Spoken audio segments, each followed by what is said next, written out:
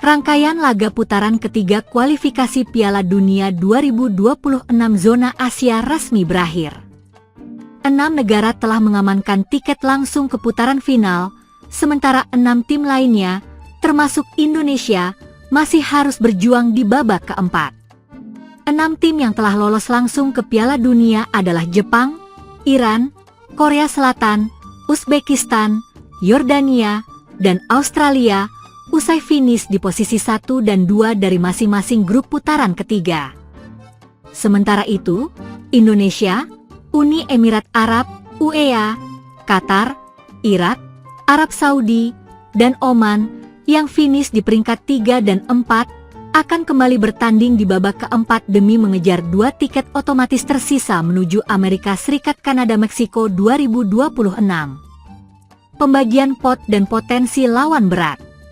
Berdasarkan ranking FIFA terbaru jelang 17 Juli 2025, Indonesia akan masuk pot 3 bersama Oman. Hal ini membuat Garuda tak akan bersua Oman di ronde keempat nanti. Adapun pot 1 kemungkinan besar dihuni Qatar, peringkat 48 FIFA, dan Arab Saudi, 58. Sementara pot 2 akan diisi Irak, 61, dan Uni Emirat Arab, 66. Dengan demikian, Marcelino Ferdinand dan kawan-kawan berpotensi menghadapi kombinasi lawan seperti Qatar dan Irak, atau Arab Saudi dan UEA, tergantung hasil undian. Tak ada aturan yang melarang 2 tim yang sebelumnya satu grup untuk kembali tergabung di fase berikutnya, artinya Indonesia bisa saja kembali bertemu Arab Saudi, tim yang sudah mereka hadapi di babak sebelumnya. Jadwal dan format babak keempat. Undian grup, drawing, babak keempat akan dilakukan pada 17 Juli 2025.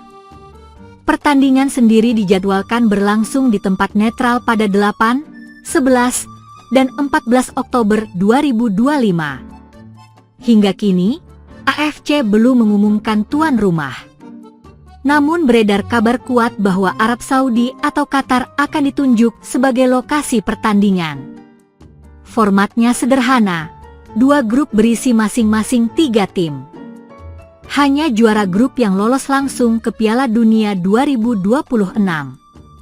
Sementara 2 runner-up akan saling berhadapan di ronde kelima untuk memperebutkan 1 tempat ke babak playoff antar benua. Dengan hanya 2 tiket otomatis tersisa dan lawan yang seluruhnya berperingkat FIFA lebih tinggi, jalan Indonesia menuju Piala Dunia masih sangat terjal. Namun dengan kolektivitas, taktik jitu, dan momentum yang tepat, segala kemungkinan tetap terbuka. Timnas Indonesia dibantai habis oleh Jepang. Shin Tae-yong komentar soal kalah telak Timnas Indonesia.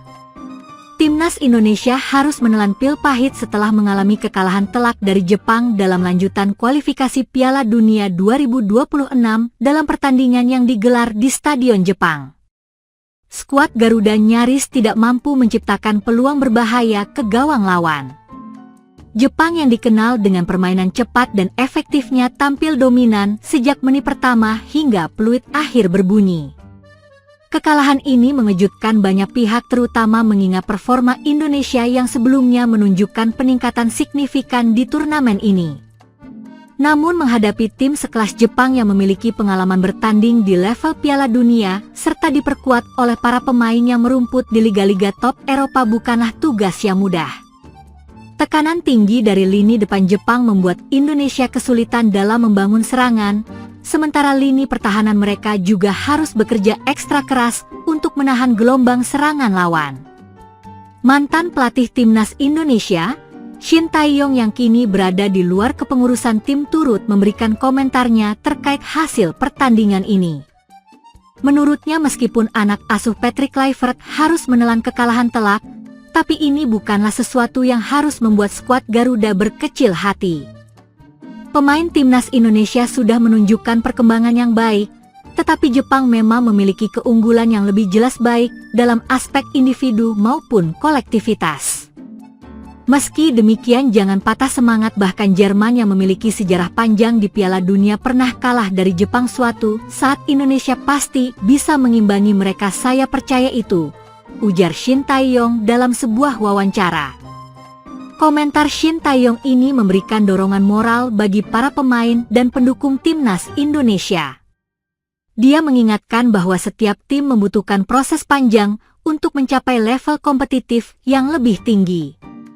Jepang sendiri tidak serta-merta menjadi tim tangguh dalam semalam. Mereka melalui proses pembangunan sepak bola yang sistematis selama puluhan tahun. Meski harus menerima kekalahan pahit dari Jepang, Indonesia telah memastikan tempat di babak keempat kualifikasi Piala Dunia 2026, suatu pencapaian yang patut diapresiasi. Ini adalah pertama kalinya Indonesia mencapai tahap ini dalam sejarah sepak bola nasional, menunjukkan bahwa tim terus berkembang dan mampu bersaing di level Asia. Keberhasilan lolos ke babak keempat menjadi bukti bahwa Indonesia memiliki masa depan yang cerah di sepak bola. Kini tantangan berikutnya adalah bagaimana tim bisa mempersiapkan diri menghadapi lawan-lawan yang lebih tangguh di fase selanjutnya. Kekalahan dari Jepang tentu bukan hanya menjadi pukulan telak, tetapi juga harus dilihat sebagai pelajaran penting bagi timnas Indonesia. Dalam dunia sepak bola tidak ada kemenangan yang datang tanpa kerja keras dan persiapan yang matang. Pelatih serta pemain perlu menganalisis apa yang kurang dalam laga ini agar dapat mempersiapkan diri lebih baik untuk pertandingan berikutnya. Dengan strategi yang tepat, peningkatan kualitas pemain dan pengelolaan tim yang konsisten, bukan tidak mungkin timnas Indonesia suatu hari nanti bisa sejajar dengan tim-tim elit Asia.